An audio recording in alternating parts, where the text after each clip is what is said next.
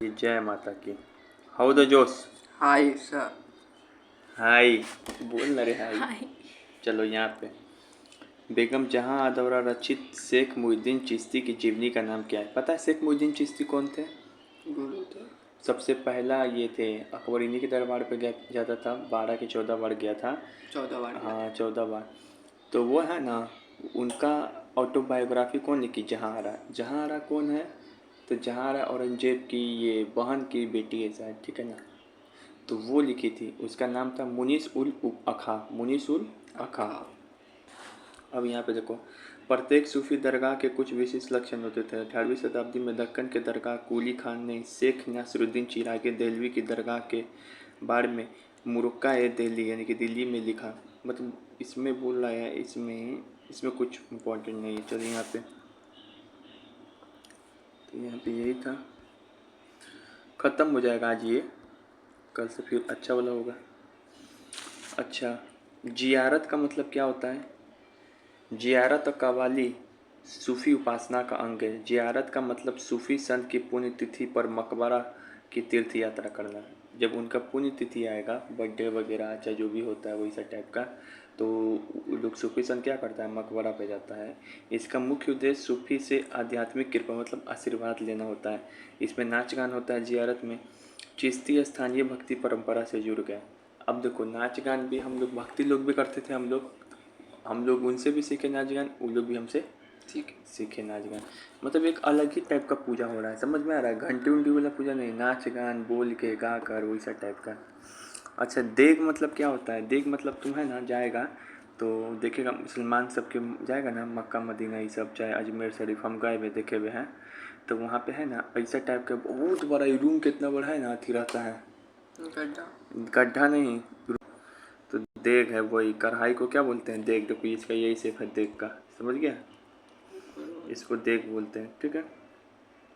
अब यहाँ पे देखो, यहाँ पे क्या है, तीर्थ यात्रियों के लिए खाना पकाने के लिए हेतु एक विशाल देग दरगाह पे भेंट की गई। उन्होंने दरगाह के अहाते में एक मस्जिद भी बनवाई। ये दोनों काम अकबर किया। अकबर ही दिया हुआ है, बहुत बड़ा देग दिया हुआ है। मतलब ये कढ़ाई अभी है ना, हम देखे हुए कढ़ाई अपने आँख से, अकबर दिया हुआ है। मस्जिद भी बनवाया हुआ वहाँ पे। जिक्र का मतलब क्या होता है? तो ईश्वर नाम का जप। जिक्र सुनते तेरा जिक्र ना हो, ईश्वर नाम का जप। सूफी मत कौन सा शब्द तीर्थ यात्रा सूफी मंदिर को बतलाता? तो जियारत अभी बताया ना, तीर्थ यात्रा है एक तरीके से, सूफी लोग जाता है। अब यहाँ पे देखो, ईश्वर के प्रति प्रेम दिखाने हेतु सूफियों द्वारा लिखित लंबी कविताएं को क्या बोलते हैं? मसनवी। हम भगवान के प्रति प्रेम दिखा रहे, उनकी याद में, भगवान के प्रति प्रेम की याद में बहुत लंबा लंबा कविता लिख रहे, तो क्या हो गया? मसनवी। क्या हो गया? मसनवी। मसनवी मसनवी मसनवी। निजामुद्दीन औलिया की कव्वाली में शुरुआत और आखिरी दोनों समय कौल गाया जाता था। कौल का प्रचलन अमीर खुसरो ने किया। कौल, देखो निजामुद्दीन औलिया का जब भी गीत होता था ना, तो उनका जब शुरुआत में शुरुआत हो या अंत हो, वो दोनों समय कौल गाया जाता था। मतलब कौल से ही उनका गीत शुरुआत होगा, आखिरी में भी कौल गाया जाएगा। और क्या कौन करता था उनको? नहीं, कौल कुछ गाना है, मतलब एक तरीके से शुरुआत में कुछ शायरी उरी मारना है, ऐसा टाइप का। अमीर खुसरो जो था वही कौल का प्रचलन किया था भारत में, ठीक है। मैंने गाया था अमीर खुसरो कौन थे? बहुत बड़े राइटर वगैरह थे, गायक, एक साथ सात बहुत उसको आदमी, देखा था, एक साथ सात बहुत, राजा। हाँ 7 सुल्तान, एक साथ बहुत काम करते थे वो। चिश्ती सिलसिले के लोग हिंदवी में, चिश्ती सिलसिले मतलब चिश्ती कोचिंग जो अजमेर वाला है, चिश्ती सिलसिले के लोग हिंदवी में बातचीत करते थे। किस में? हिंदवी में। हिंदवी भी एक भाषा है, मतलब थोड़ा उर्दू टाइप का हिंदी में मिक्सअप। बाबा फरीद ने क्षेत्रीय भाषा में काव्य रचना की जो गुरु ग्रंथ साहिब में संकलित है। बाबा फरीद मुसलमान लोग के गजे शक्कर थे, चिश्ती सिलसिला के ही थे। तो उनका जो क्षेत्रीय भाषा में अपना, मतलब आसपास की भाषा में, लोकल भाषा में अपना रचना किए, उनकी बातों को गुरु ग्रंथ साहिब में क्या है, लिखा गया है। गुरु ग्रंथ साहिब किसका? पंजाबी लोग का। देखिए गुरुद्वारा जाके तो नहीं बोलते रहता है ऐसे कुछ कुछ नहीं बोलते रहता है, यही सब बात बोलते रहता है, इसी सब का लिखा हुआ। देवी मंदिर के सामने गुरुद्वारा हाँ, है। सूफियों ने लंबी कविताएं मसनवी लिखी। लंबी कविताएं को बता ही दिए, मसनवी बोलते हैं। इसमें ईश्वर के प्रति प्रेम दिखाने हेतु, ठीक है। उदाहरण के रूप में मलिक मोहम्मद जायसी का प्रेम आख्यान पद्मावत और पद्मामणि चित्तौड़ के राजा रतन सेन की प्रेम कथा के इर्द गिर्द घूमता है। उनका अजमाइश प्रतीक है आत्मा और परमात्मा तक पहुंचने की यात्रा। अक्सर खानकाहों में समाका के दौरान ऐसे देखो, पद्मावत जो है ना, देखा है उसमें लव स्टोरी बताया गया है, मलिक मोहम्मद जायसी लिखा है। पद्मावती फिल्म भी आया है, नाम सुने हो ना? गजब यार, तुम नाम नहीं सुने पद्मावती? दीपिका पादुकोण का मतलब सुपर डुपर हिट मूवी है। बहुत सुपर डुपर हिट है। इसको मूवी भी देखा करो कभी कभी, ठीक है। मूवी से भी बहुत चीज़ सीखने को मिलता है। बीजापुर कर्नाटक, खाली गाना सुनती है, मूवी भी देखा करो। जब जाते हैं इसको देखते हैं, गाने सुनती है। बीजापुर कर्नाटक के आसपास हुई यह दक्षिणी उर्दू के रूप में लिखी गई छोटी छोटी कविताएं थी जो 17वीं शताब्दी में इस क्षेत्र में बसने वाले चिश्ती संतों द्वारा रची गई। ये रचनाएं संभवतः औरतों द्वारा घर का काम जैसे चक्की पीसते चरखा काटते हुए जाती थी। अब कुछ और रचनाएं लोरीनामा शादीनामा के रूप में लिखी गई। यह संभव इस क्षेत्र में सूफी यहाँ पहले से चलती आ रही भक्ति परंपरा से प्रभावित थे। देखो, सूफी कविता है ये सब, शादीनामा लोरीनामा, ये सब जो है स्थानीय भाषा में लिखा गया था, ठीक है ना, ठीक है। इसमें औरतें काम करती थी घर में, चक्का उक्का चलाती थी, कुछ भी, वही सब के बारे में लिखा। इतना इम्पोर्टेंट है। इधर अमीर खुसरो जब भी नाम से कान एक्टिव कर दो। अमीर खुसरो महान कवि थे, लिखते भी थे, संगीतज्ञ थे, गाते भी थे, कव्वाली नहीं करते थे भारत में। तथा शेख निजामुद्दीन औलिया जो थे, वही रॉक स्टार वाला, उनके शिष्य थे ये। हाँ, उन्होंने कौल का अरबी शब्द कौल बताई थे कि कौल का प्रचलन किया था। चिश्ती समा को एक विशिष्ट आकार दिया था। कौल कव्वाली के शुरू और आखिरी में गाया जाता है। इसके बाद सूफी कविता का पाठ होता था। पहले कौल गाया जाएगा, फिर सूफी कविता होगा, ठीक है ना, पाठ होगा। जैसे हम लोग में भी तो हनुमान चालीसा जो बला है ये तुमने क्या वही ना, जो फारसी, हिंदी और उर्दू में होती थी, कभी कभी इन तीनों भाषाओं में होती थी, ठीक है ना। निजामुद्दीन औलिया की दरगाह पर गाने वाले कव्वाल गायन की शुरुआत कौल से ही होते हैं। मतलब पहले वो लोग कौल गाएगा, क्या गाएगा, जो कि सब गा रहा है कौल यहाँ पे। ख्वाजा जी, देखो सब बैठ के गा रहा है। यही तो इतना बढ़िया चैप्टर है, तुमको कुछ नहीं लग रहा है कि नया चीज़ दुनिया में सीखने को मिल रहा अपने समाज के बारे में? अब ये सवाल बताना है ऊपर को। पंजाबी लोग का जो गुरु ग्रंथ साहिब है, आदि ग्रंथ, उसमें कौन सा मुस्लिम संत के बात को संकलन किया गया, लिखा गया है? बताए थे अभी, बाबा फरीद, गज्जे शक्कर। खाली कहानी सुन रहा तुम लोग। आपको लग रहा है आज हम मूड में मूड बना देंगे बेटा तुम्हारा। गज्जे शक्कर किसको बोलते थे? बाबा फरीद को। देखिए कितना है, बस ख़त्म हो जाएगा, यही तो है, हो गया। उसके बाद फिर इजी वाला है, दूसरा चीज़ है, मुस्लिम वाला ख़त्म हो जाएगा। उसके बाद दिखाएंगे कि यात्री के बारे में। निजामुद्दीन औलिया किसके समकालीन थे? तो बलबन, देखो क्या वो सुल्तान के, ये भी बहुत सुल्तान के काल देखे हुए हैं। बलबन को देखिए, बलबन जानता है ना, नाम सुना है? अलाउद्दीन खिलजी, जलालुद्दीन खिलजी, गयासुद्दीन तुगलक। फाइनली इनका गयासुद्दीन तुगलक से झगड़ा हो गया था, तो गयासुद्दीन तुगलक को शराब दे दिए थे, ठीक है।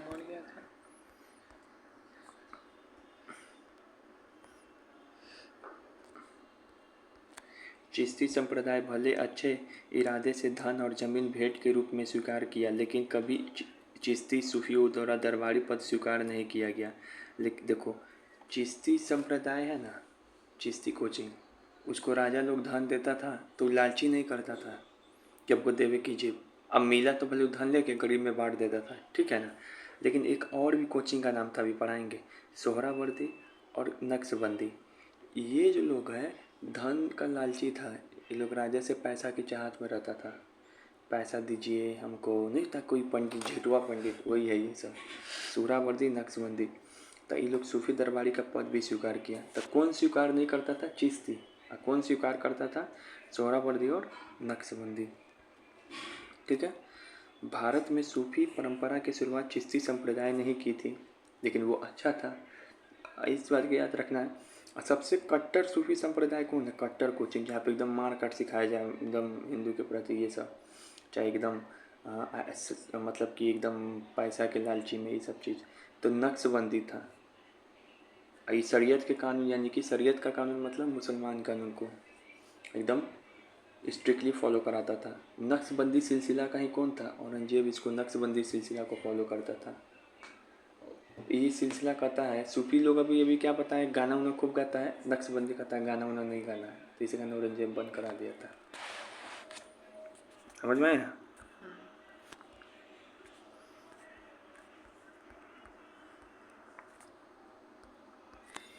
चिश्ती संप्रदाय का एक और विशेषता संयम और सादगी का जीवन था।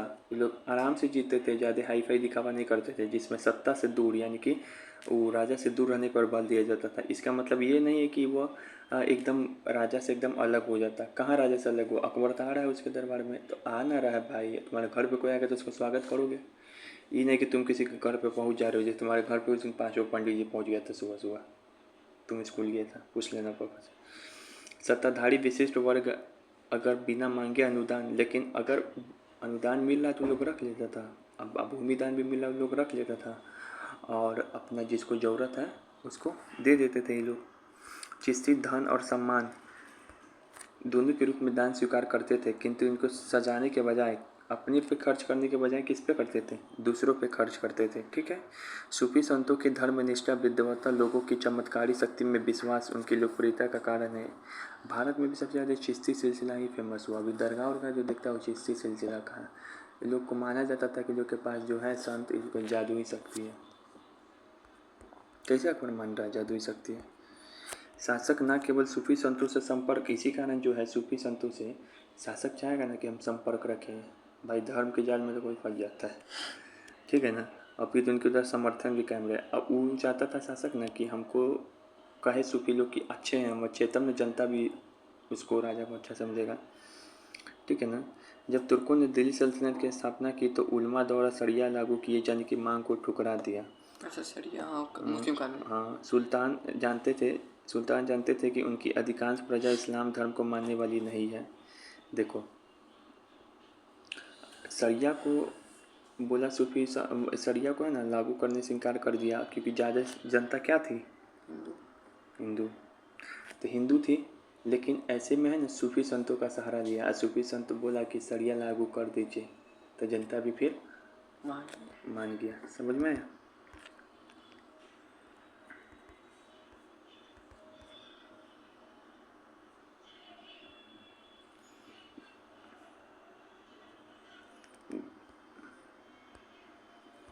देखो, बाबा फरीद के एक वंशज से शेख सलीम चिश्ती, इनका दरगाह बनवाया था अकबर, ठीक है।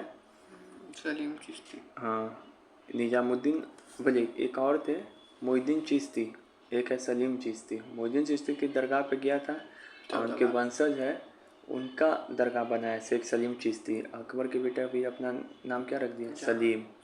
जहांगीर का नाम सलीम भी है, तो है ना। और ये कहाँ पर बनवाया था? फतेहपुर सीकरी में, जहाँ अकबर बहुत बड़ा शहर बसाया था, फतेहपुर सीकरी में, वहीं पे बनवाया था। ये देखो, यही है दरगाह। वो कौन सा जंग फतेह करके आया था जिसके याद में? गुजरात। किसको हरा कर? गुजरात में हराया था कर्णदेव। और जोधन पाकिस्तान में किसने अपना दरगाह बनवाया था? बाबा फरीद, शेख फकरुद्दीन गंज साहब का। अब यहाँ पे देखो, लास्ट पेज है चाटने वाला। मुनीस उल अखा किसने लिखा? कई बार बता दिए, 4 दिन से पूछ रहे हैं, एक के उतरवे करे। चलिए अभी आज बताएं, सॉरी। मुनीस उल अखा मोहिद्दीन चिश्ती का जीवनी है। कौन लिखा था? जहाँ आरा, औरंगजेब की बहन की बेटी। ठीक है। अब यहाँ पे देखो, पहला बुक सब है। सूफ कशफ उल महजूब, ये तो बता सकता है, उजबुरी लिखा था, जिसको दातागंज बख्श बोलते हैं, जो याद है तुर्की सेना के साथ अथी बन के आया था कैदी के रूप में। लाहौर। हाँ, ये लाहौर में ही रह गए थे। इसमें क्या लिखा हुआ है? इसमें लिखा सूफी विचार, कैसे आचार विचार रहना चाहिए, वो सब के बारे में लिखा हुआ है, याद है। मलफूजात हम कल भी बताएं। मलफूजात का मतलब क्या होता है? तो मलफूजात पर एक आरंभिक ग्रंथ फ़वाइदुल फ़ुआद है। यह शेख, देखो मलफूजात मतलब क्या होता है? संत लोग जो आपस में बातचीत करते हैं, इसी को क्या बोलते हैं? मलफूजात, ठीक है ना। हाँ, और इसी में एक प्रमुख मलफूजात क्या है? बुक का नाम फ़वाइदुल फुआद, फ़वाइदुल फुआद। फुआद। यह शेख निजामुद्दीन औलिया की बातचीत पर आधारित है। मतलब इसमें कौन संत का फ़वाइदुल फुआद में किसकी बात लिखा गया? निजामुद्दीन औलिया, दिल्ली वाला रॉक स्टार वाला, उनकी बातचीत का संकलन है। इसको लिखा कौन है? अमीर हसन देहलवी। हम बताए थे हंसते हंसते फूल गया, इसी ट्रिक से याद कराए थे। इसका राइटर यही है। इसमें किस संत का बात लिखा हुआ है? निजामुद्दीन औलिया, ठीक है ना। मलफूजात का संकलन विभिन्न सूफी सिलसिलों के शेख की अनुमति से हुआ है। इनका उद्देश्य मुख्यतः उपदेशात्मक था। उपमहाद्वीप के अनेक भागों में, जिसमें दक्कन शामिल है, अनेक उदाहरण इस तरह में शामिल है। अच्छा, किस लिखा जाता मलफूजात? तो उसमें कोई बातचीत उनका लिखा जाता था। इसका मकसद था कि उसमें कोई संत उपदेश दे रहा है तो लोगों को मालूम चले, ठीक है। तो फ़वाइदुल फुआद क्या है? मलफूजात है कि मकतूबात है? मलफूजात। अब मकतूबात क्या है? तो मकतूबात है संत द्वारा लिखा गया पत्र। उसका बातचीत नहीं, संत अगर खुद कोई पत्र लिख रहा है तो क्या हो गया? मकतूबात, ठीक है ना। एक प्रसिद्ध मकतूबात है इसमें, मकतूबात इमामी रब्बानी। मकतूबात इमामी रब्बानी ये शेख अहमद सरहिंदी द्वारा लिखा गया है। किसके द्वारा लिखा गया है? शेख अहमद सरहिंदी। कैसे याद करोगे? अहम है तो इनाम मिलेगा, अहम है तो इनाम मिलेगा। अहम से शेख अहमद सरहिंदी, इनाम से मकतूबात इमामी रब्बानी। मकतूबात इमामी रब्बानी। मकतूबात लिखे गए पत्रों का संकलन। ये वह पत्र थे जो सूफी संतों द्वारा अपने अनुयायी और सहयोगियों को लिखे गए। इन पत्रों से धार्मिक सत्य के बारे में शेख के अनुभवों का वर्णन मिलता है, जिससे वह अन्य लोगों के साथ बांटना चाहते हैं। वह इन पत्रों में अपने अनुयायियों के लौकिक और आध्यात्मिक जीवन की उनकी आकांक्षाओं की मुश्किल पर भी टिप्पणी करते हैं, ठीक है ना। शेख अहमद सरहिंदी द्वारा कौन सा लिखा गया? मकतूबात रब्बानी पर, ठीक है ना। इस शेख की विचारधारा को तुलनात्मक अध्ययन वे बादशाह अकबर की उदारवादी और असांप्रदायिक विचारधारा से करते हैं। मतलब अकबर जो है सांप्रदायिक थोड़ी था, सभी धर्म को मिला के चलता था, उसका भी जिक्र है इसमें। तज़किरा क्या है? तज़किरा क्या है बताए थे? जीवन में कीरा, ऐसे। तो तज़किरा क्या होता है? सूफी संत का जीवनिया, उसके जीवन में क्या क्या हुआ, क्या क्या पीरा है, जी कीरा है, वो सब लिखना है। एक प्रमुख तज़किरात कौन है? तो दो तज़किरात प्रमुख है, सियारुल औलिया और उखारुल अखियार। सियारुल औलिया कौन लिखा था? तो सियार क्या करता है? बता, चलिए बता, तो दो पढ़ा करेगा, ऐसे बताया था। खुद उड़ता है, तो खुदरा उसके नाम में आएगा, वो लिखा था, ठीक है। और अखियार कौन लिखा था? तो अबुल हक मुहद्दिस देहलवी,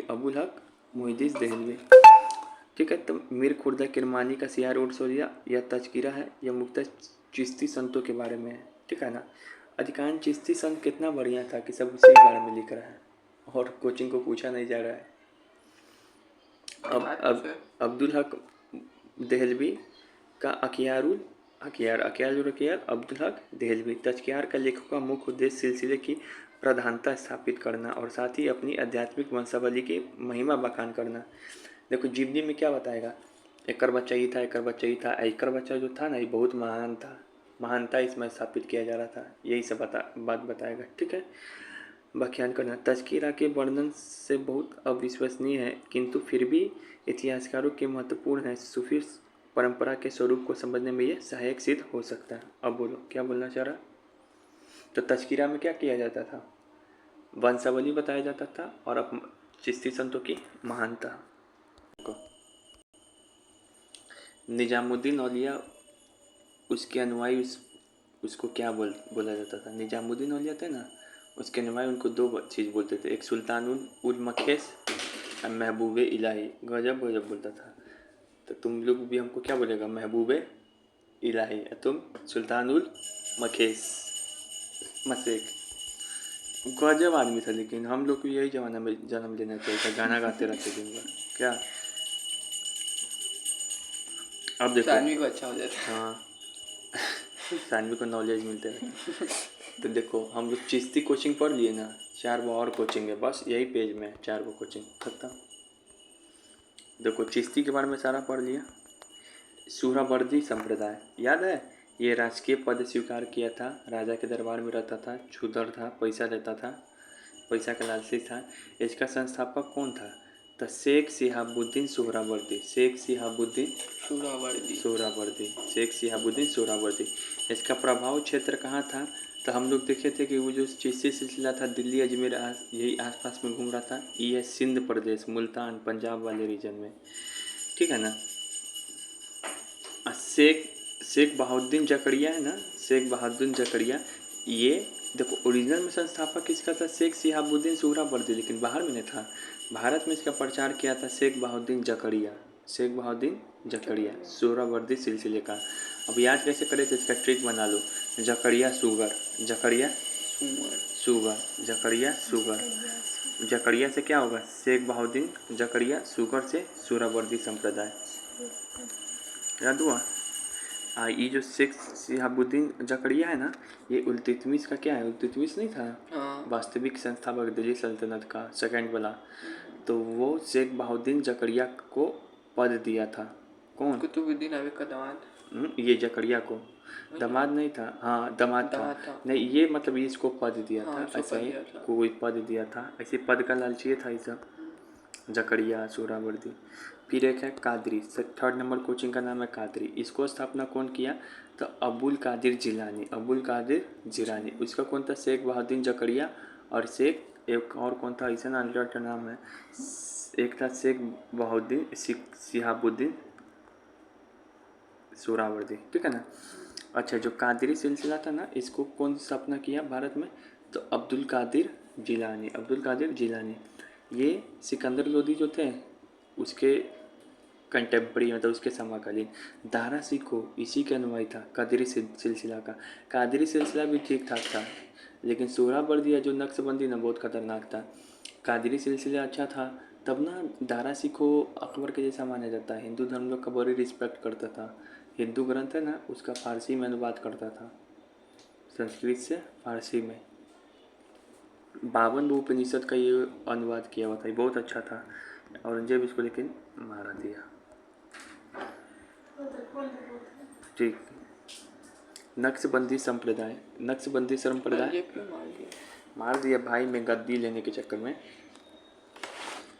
अब नक्शबंदी संप्रदाय ये चौथा नंबर कोचिंग है। इसका स्थापना कौन किया? तो ख्वाजा बाकी बिल्ला, नाम ही ऐसा है भारत में, ख्वाजा बाकी बिल्ला, बाबर बिल्ला।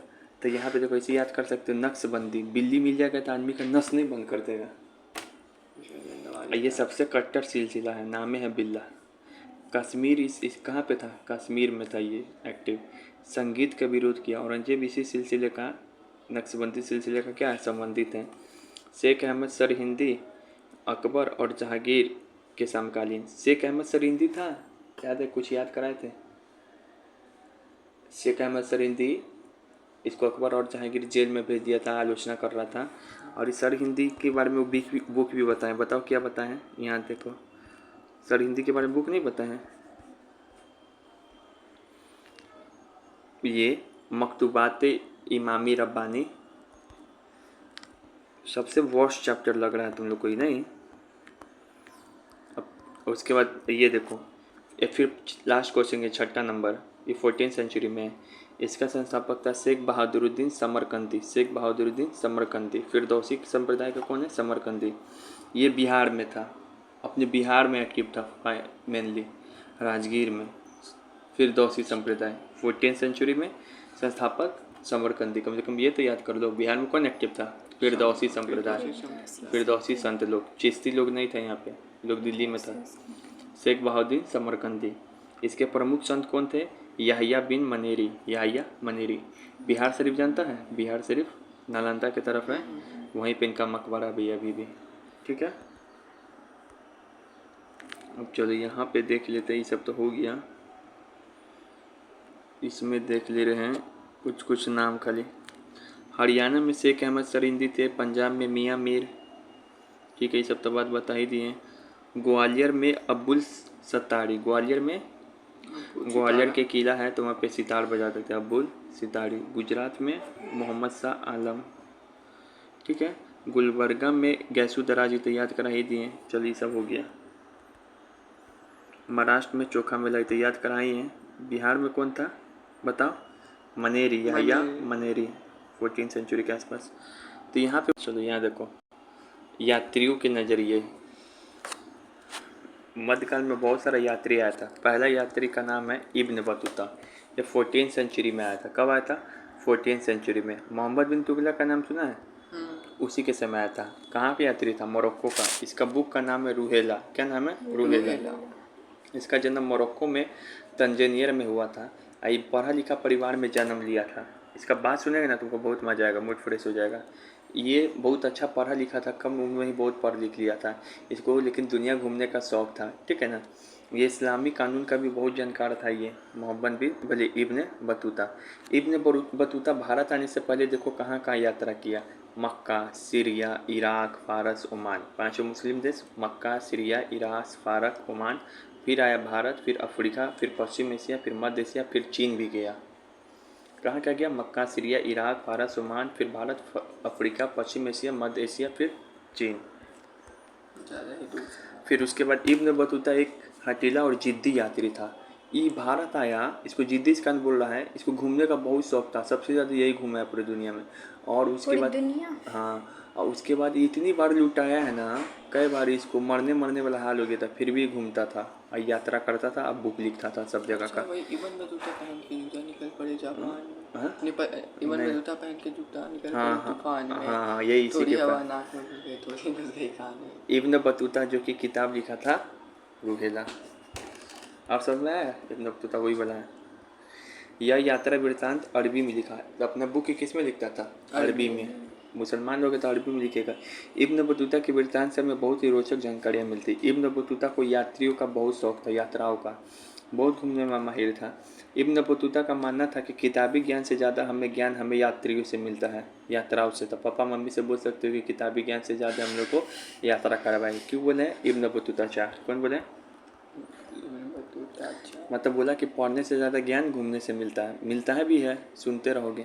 अभी तुम पढ़ रहे हो, मेरा बात सुन रहे हो, तुम कहाँ मेहनत कर रहे हो? भारत आने से पहले इब्न बतूता कहाँ गया था? मक्का, सीरिया, इराक, फारस, ओमान। फिर उसके बाद भारत आया तो अफ्रीका, मध्य एशिया, पश्चिमी एशिया और चीन गया था। उससे पहले मक्का, सीरिया, इराक, फारस, ओमान। मध्य एशिया के रास्ते इब्न बतूता कैसे पहुंचा?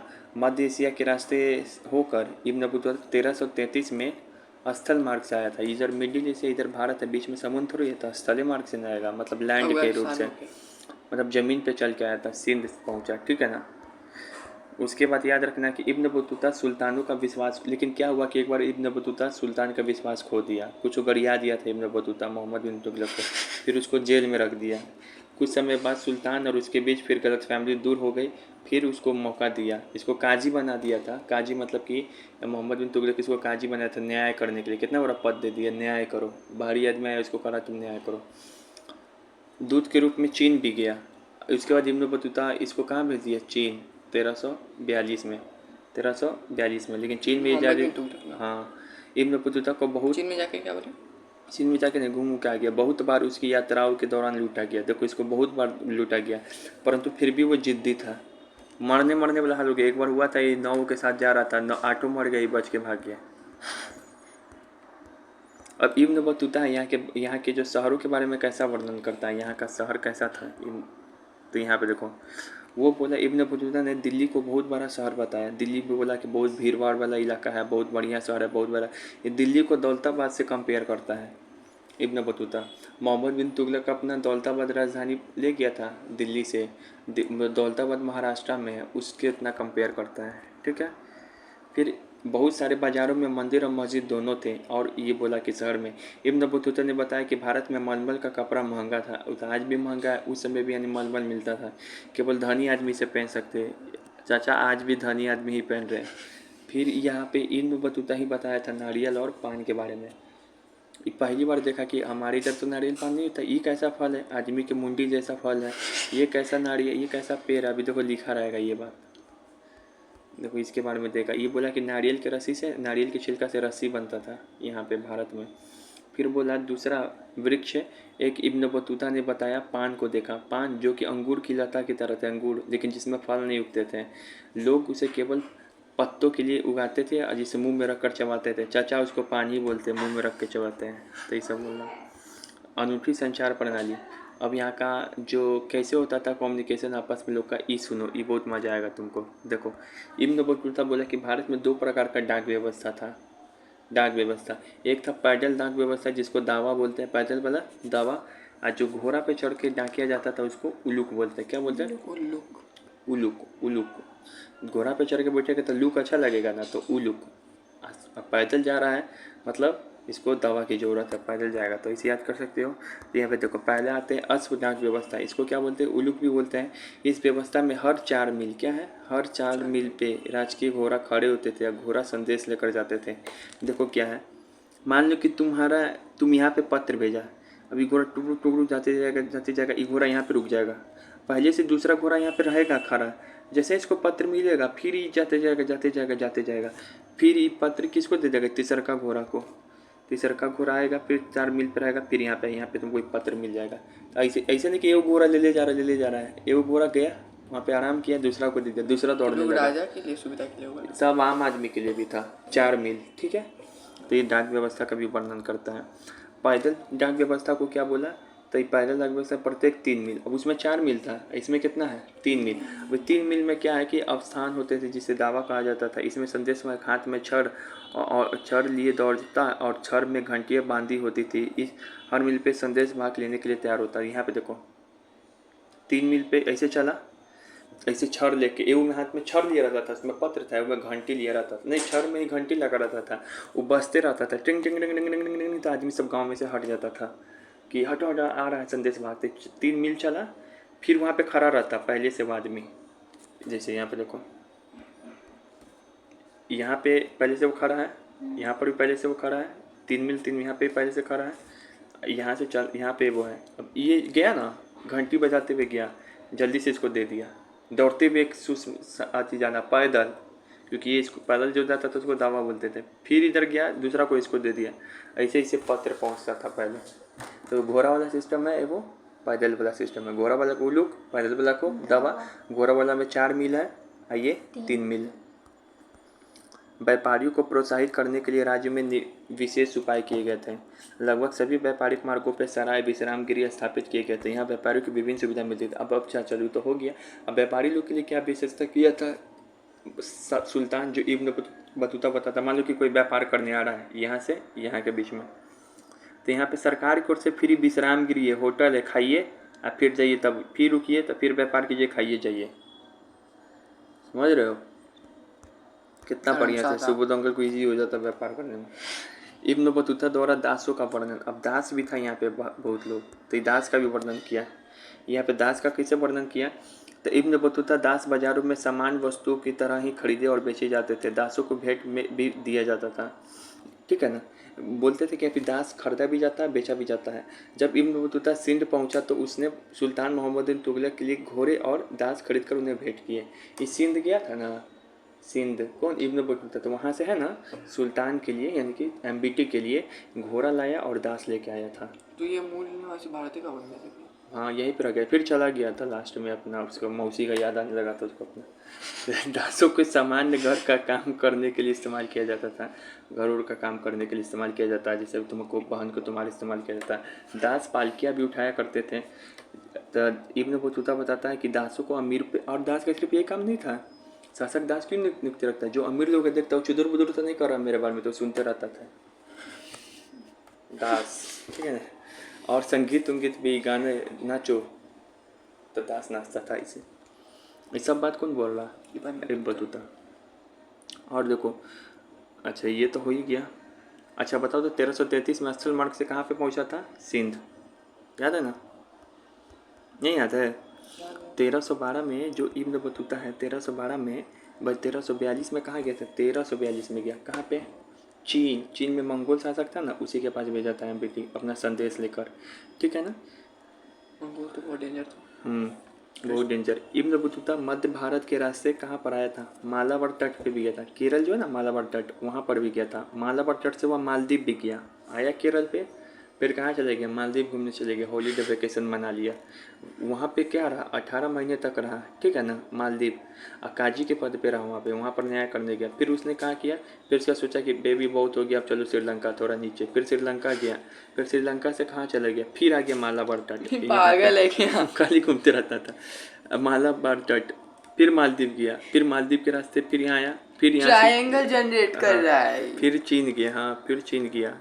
चीन जाने के अपने कार्य दोबारा शुरू करने से पहले वो बंगाल असम भी गया था। चीन जाने से पहले थोड़ा बंगाल असम भी चल गया था। वहाँ गया, अब मच्छी भात खाया, चाय पिया, वहाँ गया। और सुमात्रा एक अन्य जहाँ चीनी बंदरगाह, चीन में कहाँ पे पहुँचा था, जैतून नाम का एक नगर है, वहाँ पे पहुँचा था, ठीक है ना। लेकिन चीन से वो जल्दी वापस आ गया था 1347 में। तो समझा कहाँ का गया था, मालाबार गया पहले। 1342 में इसको योजना बना कि चीन जाना है, तो पहले कहाँ गया था, केरल से मालाबार तट, मालाबार तट से मालदीव, मालदीव से नीचे श्रीलंका, श्रीलंका से फिर कहाँ गया था, श्रीलंका से फिर वो मालाबार तट गया, फिर मालदीव, फिर मालदीव से चीन जाने से पहले कहाँ चले गया था, मच्छी भात खाने, बंगाल और चाय। फिर उसके बाद कहाँ चले गए, चीन चला गया। तो यहाँ पे गया था इब्न बतूता, ठीक है। अच्छा, तो चीन ये के जहाँ भी जाता था जैतून कोई शरण, पद उद हासिल कर लेता था।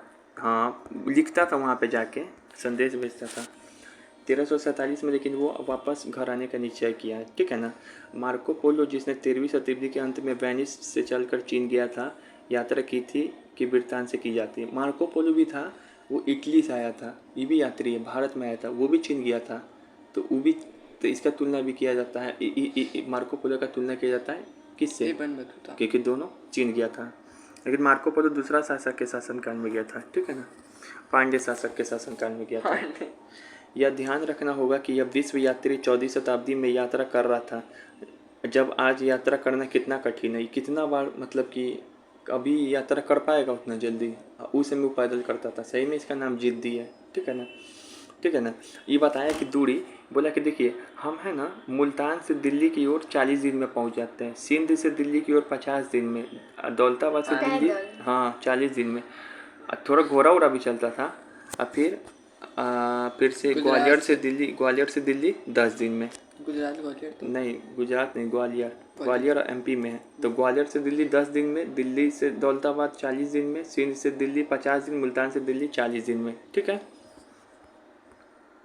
अपनी लंबी यात्रा के दौरान कई बार लुटा भी जाता था, ठीक है। कितना बार बताएंगे? जिसको इसका नहीं करते, कोई यहाँ पे लिखा हुआ है कि रो दिया था एक बारी, तो रो दिया तो घरे जाओ ना, क्यों घूम रहा है बार बार तुम। बहुत रोया क्यों? अरे लुटा गया था इसको दोस्त सबको मार दिया था, ठीक है ना। मुझे जवर के जकड़ लिया था लुटेरों ने, टूनिस शहर पहुंचा, वहाँ के निवासियों ने मुझे पहचाना भी नहीं, फिर पहचाना तो स्वागत किया। तो इसको सब जानता हूँ तो क्या जाने का नहीं, सुल्तान भेजा तो। हो गया? नहीं, अभी और है, 10 मिनट और है, रुको। तो इब्न बतूता क्या क्या बताया था, एक बार रिकॉल कर दो तो बच्चों। इब्न बतूता बताया था सबसे पहले डाक व्यवस्था के बारे में, फिर मालाबार मालदीव चीन वाला कहानी है इसका, और 1333 में असल मार्ग से आया था सिंध पे, और कैची के बारे में बताया था, यहाँ पे बाजार के बारे में बताया था, दिल्ली का दौलताबाद से कंपेयर किया था, दास के बारे में बताया था, पान और नारियल के बारे में बताया था, और किसके बारे में बताया था, काजी के पद पे नियुक्त था, और रूहेला नाम का बुक लिखा था अरबी भाषा में, और क्या बताया था, और डाक व्यवस्था, डाक तो हो ही गया, और क्या बताया था, यही सब बताया था ना। हो गया, उतना क्या जोड़ना। शहर के बारे में बताया था, बहुत जगह यात्रा भी किया था, होगी। और देखो अब दूसरा यात्री, हाँ रुको ना तब, 4 मिनट। हाँ छोड़ देंगे तुमको, बेहुदागिरी जैसा कर रहा। बाजारों में दास किसी भी अन्य वस्तु की तरह, हाँ तो सिंध पहुंचा, वो कहाँ पे सिंध पहुंचा था, तो उसकी क्या दिया था सुल्तान को खरीद के, सिंध पहुंचा घोड़ा और दास, ठीक है ना।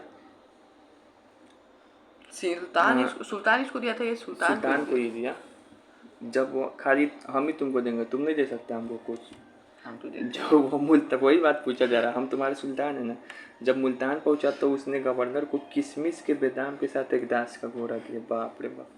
जब सिंध में तो वहाँ पर उसको दिया था, जब मुल्तान पहुंचा ना तो किशमिश के बेदाम के साथ एक दास और घोड़ा दिया। किशमिश का बेदाम मतलब? किशमिश का बेदाम हमको भी नहीं समझ में आ रहा, ठीक है ना। इब्न बतूता बताता है कि मोहम्मद तुगलक नासिरुद्दीन नामक धर्मोपदेश के प्रवचन से इतना प्रसन्न हुआ कि उसने 1 लाख मुद्रा तथा 200 दास दिए। अब ये बोलता है हमने तो सुल्तान को दिया, लेकिन सुल्तान ने हम लोग को कोई गिफ्ट नहीं दिया। सुल्तान ने एक नासिरुद्दीन नाम का धर्म उपदेशक था, उसके प्रवचन से इतना खुश हो गया कि इसको 1 लाख टंका का मुद्रा और 200 दास दे दिए। वहाँ पर 200 दास, अपना क्या करेगा? एगो को दूगो को पैर दबाएगा, दूगो को माथा में रखेगा, दूगो को पीट कहेगा हगवाते रहो, दूगो को कहेगा गाना बजाओ। किसको दिया था इब्न बतूता? 200 दास किसको दिया था? नासिरुद्दीन वो हीरो भी है ना, नासिरुद्दीन, समझो वैसा टाइप का याद कर लो, धर्मोपदेशक था। ठीक है। हालांकि इब्न बतूता के शहरों की समृद्धि का वर्णन करने में अधिक रुचि नहीं था। मतलब इब्न बतूता ये नहीं दिखाना चाहता था कि एकदम यहाँ पे सब चीज़ बढ़िया है, लेकिन जो इतिहासकार लोग हैं ना यहाँ के, भारत के, वो लोग दिखाना चाहते थे कि यहाँ पर क्या है, गांव से चीज़ आ रहा है, उत्पादन का हो रहा प्रोडक्शन, और उसको शहर में लाया जा रहा है और शहर में सब चीज़ किया जा रहा है, ये बात को दिखाया जा रहा था। ठीक है।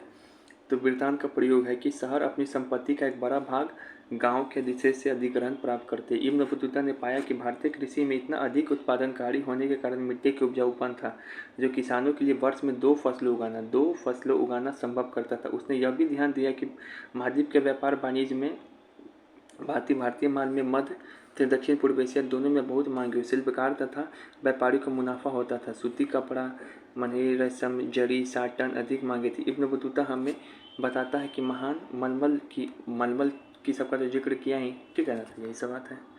10 मिनट और किसू हो जाएगा। अब देखो इब्न बतूता है ना, जिसे तत्कालीन ग्रंथों ने अक्सर दिल्ली, पता है दिल्ली को क्या बोलता था ये लोग? दिल्ली को क्या बोलता था? दिल्ली। ठीक है ना, दिल्ली बोलता था। और उसी का उन्हें जिक्र है कि इब्न बतूता कहता है कि शहर के चारों ओर प्राचीन बना हुआ है, मतलब किला बना हुआ है, दीवार चौड़ा है, गहराई हाथ का। ठीक है ना, तो ये सब बात बोलता है। अब यहाँ पे देखो 1440 में अब्दुल रज्जाक समरकंदी दक्षिण भारत गया था। 1440 में अब्दुल रज्जाक समरकंदी कहाँ गया था? दक्षिण भारत में। 1620 में महमूद बल्खी था यहाँ पे। 3 और सन्यासी, ये इसका नाम दिया हुआ है यात्रियों का। एक शाम अब्दुल रज्जाक था। तो 1440 में कहाँ गया था? साउथ में गया था, बाहर से आया था, मुस्लिम कंट्री से। 1620 में एक और मुस्लिम कंट्री से आया, मोहम्मद बल्खी। इसको इतना पसंद आया कि यहाँ पे सन्यासी बन गया। यहाँ पे मतलब ब्याह हुआ, आप सोच क्या था कि करेंगे अच्छा लड़की से, लेकिन यहाँ पे सन्यास बन गया। फिर 1740 में क्या है, शेख अली हाजिन, ये उत्तर भारत गया। उत्तर भारत यार, what is this is so wrong, मतलब बहुत ख़राब है यहाँ पे भारत की व्यवस्था। भारत से निराशा हो गया। कौन? शेख अली हाजिन। तो हाजिन भाई, आप, हमारा भारत बहुत बढ़िया है, आप वापस चल जाइए। ठीक है। आप कितना अच्छा मोहम्मद बल्खी यहाँ पे सन्यासी बन गए हैं। आप समरकंदी से पूछे दक्षिण भारत गए, सो को दिक्कत हुआ, तो हाजिन भाई आप घर चल जाइए। अब किसे इब्न बतूता का श्रुति लेख किसने नियुक्त किया गया? मतलब इब्न बतूता जो बोलता था, इतना यात्रा करता था, तो तुमको लगता है कि अपने हाथ से ही लिखता होगा? ये बोलता था तो इसका लिखता कौन था? इसका भी नाम उसी से मिलता जुलता है, इब्न जुजाई।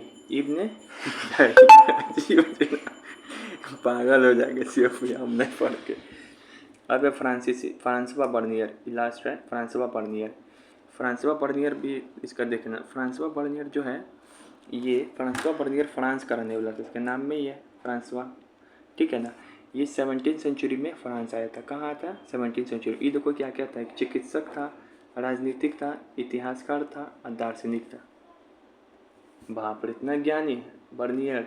मतलब चिकित्सक मतलब क्या है? डॉक्टर टाइप का। राजनीतिक मतलब नेतागिरी भी जानता हो। इतिहासकार मतलब जो लिखे इतिहास वगैरह को। दार्शनिक मतलब फिलोसफिकल बात बोले। लेकिन फ्रांस क्रांति में तो इसका कहीं जिक्र नहीं है, तो इधर नया है। ये अपना एक बुक लिखा था, ट्रैवल इन मुगल एम्पायर। ये 1656 से लेके 1668, मतलब ग्लोरियस रिवॉल्यूशन हुआ था 1668 में। एक बार हम पढ़ाए हुए हैं, ब्रिटेन में हुआ था। कुछ समय तक ये भारत में 12 साल तक रहा था। कब तक रहा था?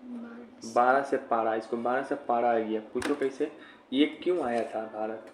इब्न बतूता तो घूमने आया था, ये अपना काम करने के तलाश में आया था, नौकरी के तलाश में। तो नौकरी के तलाश में नौकरी करो ना, बकवास क्यों फ्रांस कर? से इंडिया है नौकरी के तलाश। देखो लिखा अफसरों का तलाश मतलब वही होता है, रोजगार, ठीक है ना।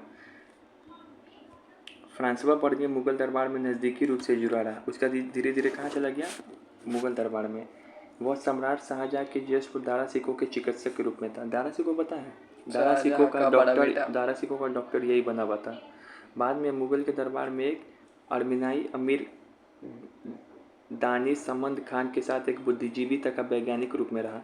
बाद में एक मुगल दरबारी का अमीर था। अमीर मतलब क्या है? उच्च पद पर रहने वाला आदमी। वह दानिश बंद खान था, तो उसके साथ ये थोड़ा राजनीति में भी इंटरेस्ट लेने लगा धीरे धीरे। सिर्फ डॉक्टर नहीं, अपन तो राजनीति में भी आएगा और वैज्ञानिक भी बनने लगा अपने आप को। ऐसे करो वैसे करो, ठीक है ना। ये क्या किया भाई, तुम काम करने तक काम करो ना, तुम तुलना क्यों कर रहे? ये हर एक चीज़ को देखता था, यहाँ पर है ना। अब बोलता मेरे यहाँ तो ऐसा नहीं होता था, हमारा तो यूरोप बहुत बढ़िया है, हमारा घर जहाँ पर है, इसका घर यहाँ पे था यूरोप में, ये भारत है। तो ये हर एक चीज़ में है ना, यूरोप से तुलना कर देता था। इब्न बतूता ये सब काम कहाँ किया है तुलना करने वाला? ये हर एक चीज़ को तुलना करता था, जिसमें बोलता था यूरोप बहुत बढ़िया है और भारत बेकार है। तो बेकार थे, जा तुम क्यों काम करने आए हो? फिर बर्नियर का लेखन, अब यहाँ के देखो, बर्नियर है ना अपना लेखन, ये बर्नियर ने अपनी प्रमुख कृति फ्रांस के शासक लुई 14 को समर्पित किया। अभी सारा चीज़ यहाँ पे लिख रहा है, लिख के किसको दे दे रहा है? किसके प्रति लिख रहा है? लुईस 14, फ्रांस का जो राजा था वहाँ, उसके प्रति, फ्रांस में जो राजा है उसके प्रति लिख रहा है। बर्नियर में फ्रांस का राजा कौन था? लुईस 16 16 है। अच्छा चलो, बहुत बढ़िया से याद कराते रहो, ठीक है। बर्नियर का कार्य कब था फ्रांस में, कब प्रकाशित हुआ? 1670 से 71। क्यों? 1656 से कब तक था भारत में? 1668 तक। उसके 2 साल तो लगा होगा आने जाने में, लिखने उखने में। तो 1670 से 71 फ्रांस में प्रकाशित हुआ इसका बाद। और फिर 5 साल में ही ये इतना ना मतलब बकचोदी कर दिया था भारत के बारे में कि अलग अलग भाषा में वहाँ पे भारत की इमेज खराब होने लगा। अंग्रेजी, डच, जर्मन, इटालवी भाषा में, अंग्रेजी, डच, जर्मन, इटालवी, अंग्रेजी, डच, जर्मन, इटालवी और फ्रांसीसी भाषा तो था ही, इसमें अनुवाद होने लगा, ट्रांसलेट होने लगा और भी भाषा में। ये भारत का छवि बेकार न हो रहा है, यहाँ पे काम कर रहा है, यहाँ के बारे में क्या कर रहा है? बुराई कर रहा है। फिर 1670 से 1725 में उसका वृत्तांत फ्रांस में 8 बार पुनः मुद्रित हुआ। मतलब देखो, इसका बकचोदी और फेमस हो गया फ्रांस में। फिर क्या हो गया कि 1670 से 1725 के बीच में 8 बार इसका बुक रीप्रिंट हो रहा है। बर्नियर ऐसे कहा, बर्नियर वैसे कहा, बर्नियर का विचार ये, बर्नियर का विचार ये था, ये सब चलने लगा 8 बार। और 1684 में यही तक नहीं, 1684 में ये इंग्लिश में भी 3 बार इसका रीप्रिंटिंग हुआ। तो नहीं समझा, यहाँ पे कहने का मतलब है, यहाँ पे काम करने आया था 1656 से 1668 तक रहा, ग्लोरियस रिवॉल्यूशन तक 2 साल काम किया। वह जाने 1670 से 71 में फ्रांस में लुईस 14 को अपना सारा डॉक्यूमेंट समर्पित कर दिया। उसके बाद अंग्रेजी, डच और जर्मन भाषा, और कौन था? अंग्रेजी, डच, जर्मन और इटालवी भाषा में इसका बात को क्या होगी ना, ट्रांसलेट होने लगा, ठीक है। उसके बाद इसका और फेमस हो गया बात सब। तो 1670 से लेकर 1725 तक फ्रांस में कितना बार हुआ? 8 बार। और 1684 में 84 में अंग्रेजी में 3 बार इसका बुक रीप्रिंट होने लगा। बर्नियर के बुक का नाम क्या था जो इतना कंट्रोवर्सी है? Travels in Mughal empire. हमने मुगल एम्पायर में घूमा और क्या क्या देखा, ये जो मुगल इतिहास के बारे में एक प्रकार का वैश्विक ढांचा स्थापित करने का प्रयास करता है। फ्रांसवा बर्नियर का भू स्वामित्व का प्रश्न। अब यहाँ पे होता था क्या, लैंड यहाँ पे प्राइवेट किसी का नहीं होता था, ये गलत बात है। लैंड तो प्राइवेट होता था ना, जमींदार नहीं पड़ा है तुम लोग को के पास, ये कहता है किसी के पास प्राइवेट लैंड नहीं है, सब राजा का है। बर्नियर के अनुसार भारत और यूरोप के बीच मूल विभिन्नता यह है कि इसमें भारत में निजी स्वामित्व का अभाव है। अपना नहीं रहता लैंड, था कि नहीं? तुम लोग को नहीं पढ़ा है? तो ये बोलता है कि किसी के पास नहीं है। बर्नियर भूमि पर निजी स्वामित्व को बेहतर मानता था। ये बोलता था कि सबको प्राइवेट प्रॉपर्टी होना चाहिए। रे बोगा, तुमको समझ में आएगा तब ना, कुछ लिख दे रहा है तुम। उसने भूमि पर राज के स्वामित्व को राज्य तथा उसके निवासियों दोनों के लिए हानिकारक माना, ठीक है ना। ये बोलता था कि राजा ही सब चीज़, अगर भूमि का मालिक बन जाएगा तो ये क्या है, ये बेकार चीज़ है, ये समझ ही नहीं रहा, अपने मन से कुछ कुछ लिख दे रहा है। बर्नियर का मानना था कि राजकीय भूमि स्वामित्व के कारण भूधारक अपने बच्चों को भूमि नहीं दे सकते। बोल रहा है कि ये लैंड है, इस पर तुम्हारे पापा काम कर रहे हैं, लेकिन है किसका? राजा का। तो ये लैंड जो पापा है वो बेटा को नहीं दे पा रहा है। अरे बेटा को इस कारण नहीं दे रहा, बेटा उसे छीन लेगा, विद्रोह कर देगा, बाबू को भगा देगा, इस कारण नहीं दे। तुम उल्टा पुल्टा बोल रहा है कि राजा का जमीन इसी कारण नहीं दिया जा रहा है। इसलिए वे उत्पादन के स्तर को बनाए रखने और उससे बढ़ोतरी के लिए अधिक निवेश करने के प्रति उदासीन थे। वो तो कृषि लोग तो चाहते ही थे, किसान तो खेती करना ही चाहता था, तब ना वो कमाएगा तो टैक्स देगा। तुम क्या लिख रहे हो? उल्टा पुल्टा लिखता था ये। निजी स्वामित्व के अभाव में बेहतर भूधारकों का वर्ग का उदय को रोका, जो भूमि की रखरखाव और बेहतर के प्रति सजग सचेत हो। उसी के चलते कृषि का समान रूप से विनाश, किसानों का उत्पीड़न, समाज में सभी वर्गों का जीवन पतन की स्थिति, सिवाय शासक वर्ग है। तो ये इम्पोर्टेंट है। बर्नियर ने भारतीय समाज के दरिद्र लोगों को जनसमूह बताया। यह जनसमूह में एक ऐसे समूह के अधिक जो अल्पसंख्यक था। बर्नियर बताया कि भारत में 2 समूह थे, एक बहुत अमीर और एक बहुत गरीब। मतलब बोला कि खाली यहाँ पे 2 ही लोग हैं, एक तो बहुत अमीर है, एक बहुत गरीब है। ऐसा हो सकता है? बीच में भी तो लोग रहता है। तो बोला 2 ही लोग हैं, या तो बहुत अमीर है या फिर बहुत गरीब है, या काला या गोरा, ऐसा हो सकता है। मध्यम हम लोग भी तो हैं, काला गोरा मध्यम, ठीक है, सॉरी, गोरा काला मध्य। काला गोरा मध्य। मजाक किया, चलो। बर्नियर का मुगल साम्राज्य के प्रति दृष्टिकोण। अब बर्नियर मुगल साम्राज्य को कैसे देखा? तो बर्नियर मुगल साम्राज्य को इस रूप में देखा। नहीं चल रहा भैया जो एक्सेप्शन पढ़ रहे हैं। बर्नियर मुगल साम्राज्य को इस रूप में देखा जिसका राजा भिखारियों और कुर लोगों का राजा था। मतलब भिखारियों का राजा था, किसी के पास जमीन है ही नहीं। ऐसा थोड़ी है, मुगल साम्राज्य में जमीन है। अभी आपने बोला कि अमीर था उसमें। हाँ, तो अमीर राजा है, जनता गरीब है, पूरा मध्यम वर्ग कोई नहीं है। इसके शहर और नगर विनिष्ट थे तथा खराब हवा से दूषित थे। इतना बुराई कर रहा है इस साला। इसके खेत झाड़ीदार तथा घातक दलदल से भरे थे। बाप रे बाप, दलदल था क्या? इसका मात्र एक ही कारण था, राजकीय भूस्वामित्व। मतलब राजा के पास ही जमीन है तो और लोग जमीन पे ध्यान नहीं दे रहा है। भाई ये कौन इलाका में चल गया था? गलती से मंगोल वाले को घुस गया होगा। आश्चर्य की बात यह है कि एक भी सरकारी मुगल दस्तावेज में यह नहीं मिलता कि राजभूमि का एकमात्र स्वामी था। अब इसका बात गलत हो गया। सब इतिहास पर तुम बोका है, खाली लिख दिया अपने से आके travels in Mughal empire. Bernier का मुगल साम्राज्य में के नगरों के प्रति नजरिया। अब नगर को कैसे देखा था बर्नियर? तो यहाँ देखो, बर्नियर मुगल कालीन शहरों को शिविर नगर कहा। किसने मुगल कालीन शहरों को शिविर नगर कहा? शिविर नगर। तो बर्नियर का क्यों? उसका मानना था कि नगरों से जो अपने अस्तित्व और बने रहे राजकीय शिविर पर निर्भर है। मतलब कि राजा पैसा दे रहा है तो राजा के दरबार से पैसा आ रहा है, उसी से नगर का क्या हो रहा है? शहर का विकास हो रहा है। जनता का तो कोई योगदान नहीं, जनता यहाँ पे बकचोद है। असली में बकचोद तो तुम थे, क्योंकि तुमको पता ही नहीं था कि सब चीज़ राजा से थोड़ी हो, वहाँ का स्थानीय लोग भी काम कर रहा है। तो ये इसी को बोला है शिविर नगर। उसका विश्वास था कि यह राजकीय दरबार में आगमन के साथ अस्तित्व आते थे और उसके इससे कहीं चले जाने के बाद तेज़ी से पतन हो जाता है। राजा रहेगा तभी तक नगर रहेगा। राजा मतलब चेंज हो गया था, समाप्त हो जाएगा नगर। इतना राजा चेंज हुआ है, कहाँ कोई नगर समाप्त हुआ है? दिल्ली तो दिल्ली है। बर्नियर कहता है कि सभी प्रकार के नगर अस्तित्व में थे। बोलते अब देखो, अभी बोल रहा है कि सभी प्रकार के नगर भी थे, कुछ उत्पादन केंद्र थे। अभी तो तुम तुरंत बता कि सारा चीज़ दलदली है। व्यापक नगर थे, बंदरगाह नगर थे, धार्मिक केंद्र थे, तीर्थ स्थान थे। बोला कि मंदिर भी है, बंदरगाह भी है, व्यापार वाला भी नगर है, प्रोडक्शन हाउस भी है, ये सब। व्यापारी अक्सर मजबूती सामुदायिक अथवा बोला कि व्यापारी में, अब तक अच्छा बात बोला कि व्यापारी में आपस में ना बहुत मेल मिलाप है, सभी मिलजुल के रहते हैं। तो तुमको ही मिल जाना चाहिए था यहाँ पे। पश्चिमी भारत में ऐसे समूह को महाजन कहा जाता था जो उनके मुखिया कहा जाता था और उनके मुखिया को सेठ कहा जाता था। अन्य शहरी समूह में व्यवसायिक वर्ग था, जैसे कि बोला कि खाली व्यापारी लोग नहीं थे यहाँ पे, और भी लोग था। चिकित्सक, अध्यापक, वकील, चित्रकार, संगीतकार, सुलेख, ये लोग भी बोलता कि ये लोग भी रहता था मुगल दरबार में काम करने के लिए। बर्नियर सती प्रथा पे क्या बोला? तो सती, ये वो चीज़ देखो, ये बोला ना, सती प्रथा मतलब पता है? पति मर गया तो पत्नी को ज़बरदस्ती पहले जला दिया जाता था।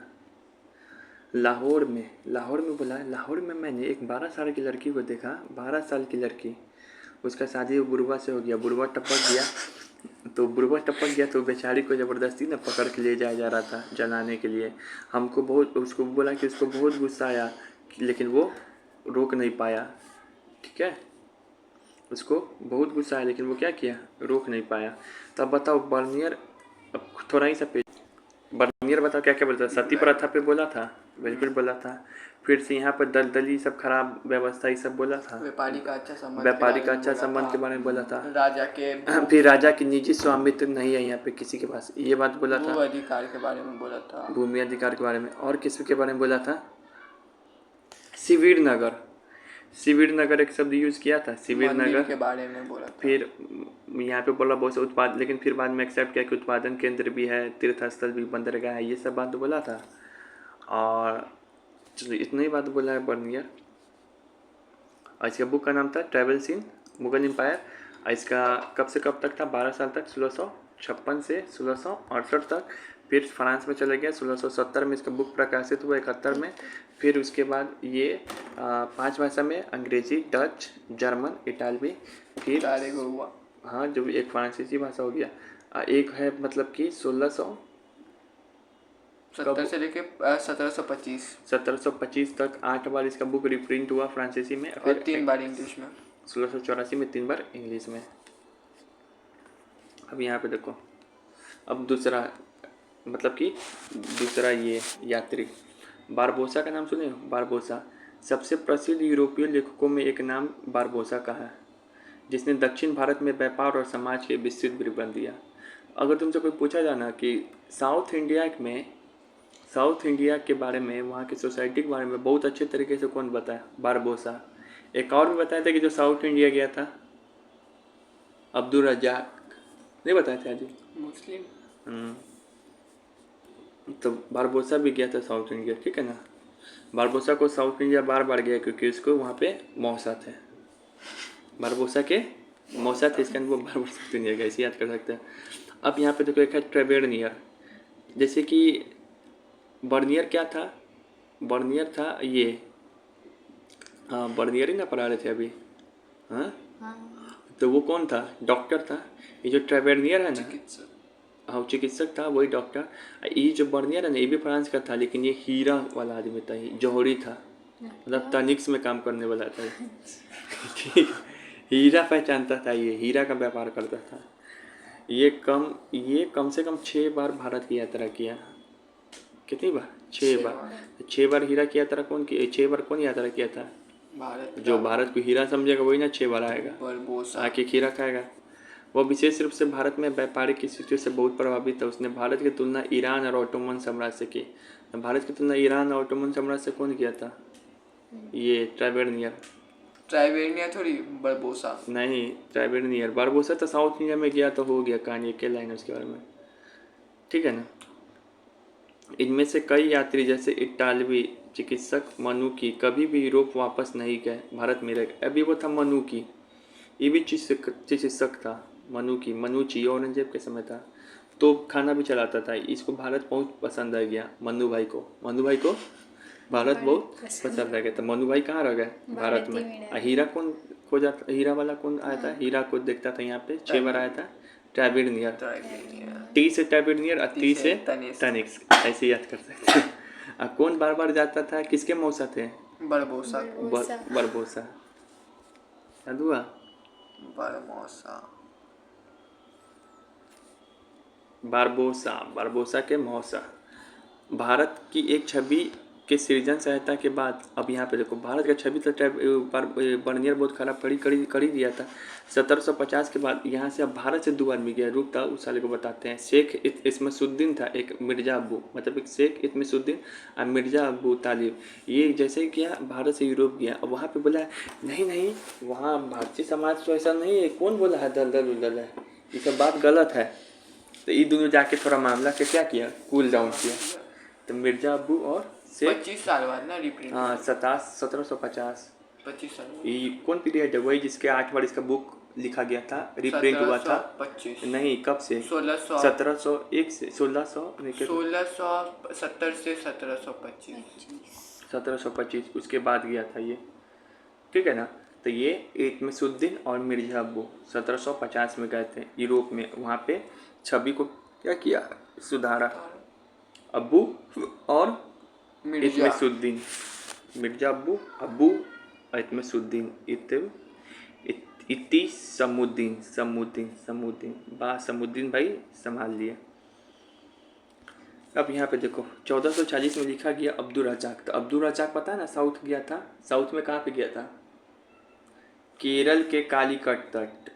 और याद है अभी हम बताए थे, बहुत इंपॉर्टेंट है, केरल के मालाबार तट पे कौन गया था? ये नहीं इब्न बतूता। इब्न बतूता नहीं गया था, वहाँ से मालदीव होके चाइना, लेकिन केरल के नहीं श्रीलंका फिर चाइना, फिर हाँ, पहले बंगाल हाँ, भी, असम भी। हाँ। तो ये जो है ना, केरल के कालीकट तट पे गया था अब्दुल रज़ाक। कौन गया था? अब्दुल रज़ाक। ये एग्जाम में भी क्वेश्चन पूछा हुआ ये, ठीक है। लेकिन यहाँ पे गया ना तो बोला कि यहाँ पे कुछ खास नहीं, अब्दुल रज़ाक साउथ में गया। तो फिर उसके बाद वो मंदिर देख लिया यहाँ पे गलती से। मैंने कभी भी कल्पना नहीं किया था ऐसा मंदिर। फिर यहाँ पे बोला कि पहले बोला कि मैंने कभी कल्पना नहीं किया था, यहाँ तो विचित्र देश है, मतलब खराब है। फिर वो गलती, फिर वो क्या हुआ, वह मंगलोर आ गया। कहाँ पे आ गया? मंगलोर भी उधर ही केरल उधर के साइड। फिर वो पश्चिमी घाट पे गया, पश्चिमी घाट को पार किया, फिर वहाँ पे वो मंदिर देखिए। उसके बारे में बहुत प्रशंसा किया वह कि मंगलोर से 9 मील भीतर ही एक मंदिर है, पूजा स्थल है, मैंने कभी ऐसा नहीं देखा, बहुत सुंदर। पता नहीं कौन मंदिर के बारे में बोल रहा है ये, इधर तो कोई मंदिर उतना फेमस नहीं है। ये होगा जगन्नाथपुरी। जगन्नाथपुरी उड़ीसा में नहीं रहते होता। अरे हाँ, तो ये केरल में कौन गया, मंदिर देख लिया केरल में। ठीक है ना। केरल में कोई इतना बहुत फेमस मंदिर नहीं है। अब व्यापक गरीबी, अब यहाँ पे देखो, एक पलसेट नाम का था एक, ये डच यात्री था, ठीक है ना। पलसेट कहाँ का था? डच आदमी की, ठीक है ना। ये बर्नियर की तरह ही वह भी लोगों को व्यापक गरीबी देखकर अचंभित था। बर्नियर कैसे बोला कि यहाँ पे गरीब है? ये भी पलसेट भी, ये भी सेटे वाला बात कर रहा है, ये भी गरीबी देख के यहाँ पे बहुत क्या कर रहा है, बहुत अचंभा था।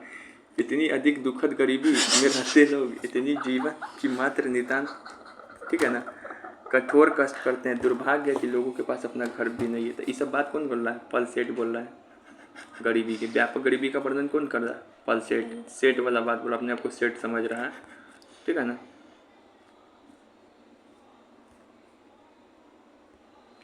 कृषकों को इतना अधिक निचोड़ा जाता है कि पेट भरने के लिए उनके पास सूखी रोटी भी मुश्किल से बचती है। कौन बोला? पलसेट बोला। पलसेट बोला कि पेट पालना भी मुश्किल है। प से पलसेट, प से पेट पालना भी मुश्किल है, बहुत गरीबी है। कौन बोला? पलसेट। आई डच का था। कहाँ का? डच यात्री था। कहाँ का?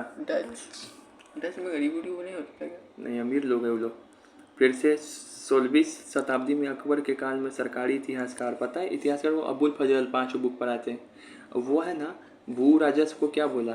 राजत्व का प्राश्रमिक। राजत्व का प्राश्रमिक। तो इसमें बस एक याद रखो, राजत्व का प्राश्रमिक का मतलब है कि ये राजा मेहनत करते हैं तो इस कारण वो टैक्स लेते हैं। तो भू राजस्व को कौन बोला? राजत्व का प्राश्रमिक अबुल फजल। ओके, ये तो लास्ट है। राजकीय कारखाना मतलब फैक्ट्री के बारे में बर्नियर बोला कि बर्नियर एकमात्र ऐसा इतिहासकार है जो राजकीय कारखाना की कार्यप्रणाली का विस्तृत प्रदान करता है। अभी तो बोला था दलदल है, फिर बोल रहा कारखाना है। कौन बोला? बर्नियर। वाह बर्नियर भाई, ये अपने इमेज ठीक करने के चक्कर में है, ठीक है ना। तो कारखाना के बारे में भी बोला, गरीबी के बारे में भी बोला, मिला जुला एक तरीके से बोला ये बर्नियर, ठीक है ना। अब ये है बस लास्ट पेज। 10वीं से 11वीं सदी। अब क्या है ना कि इसमें कौन कौन यात्री आए थे उसका टाइम पीरियड है। तो 10वीं से 11वीं सदी के बीच, मतलब 973, क्या है? 973। इसी समय आया था तुम्हारा कौन? अलबरूनी, उज्बेकिस्तान से। अलबरूनी एक है, मोहम्मद गोरी के साथ आया था। इसके बारे में नहीं पढ़ाया, छोड़ दिया तुमको। 1973 कब आया था? इम्पोर्टेंट है, 1973 उज्बेकिस्तान से। 13वीं सेंचुरी में आया था कौन? मार्को पोलो, इटली से। याद, ये भी चीन गया था। तो कैसे याद करोगे? तेरे को मारे से 13 से 13वीं सेंचुरी, मारे से, हाँ बोलो।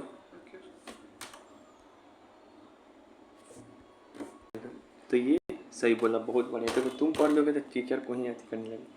ये मोहम्मद गजनबी के साथ आया था, ठीक है ना, वो 1017 में ऑलमोस्ट, ठीक है। 13th सेंचुरी में मार्को पोलो आया भारत। कैसे याद करेंगे ट्रिक? तेरे को मारे, तेरह से तेरह, मार्को मारे से मार्को पोलो। 14th सेंचुरी में इब्न बतूता आया था, ये तो याद ही रहेगा। 1333 में सिंध आया था असल मार्ग से, और 1342 में गया था चीन, और 1347 में वापस आ गया था। 15th सेंचुरी में कौन आया था? तो 15th सेंचुरी में आया था अब्दुल रजाक। वही जो अब्दुल रजाक कहाँ गया था? साउथ में, याद है?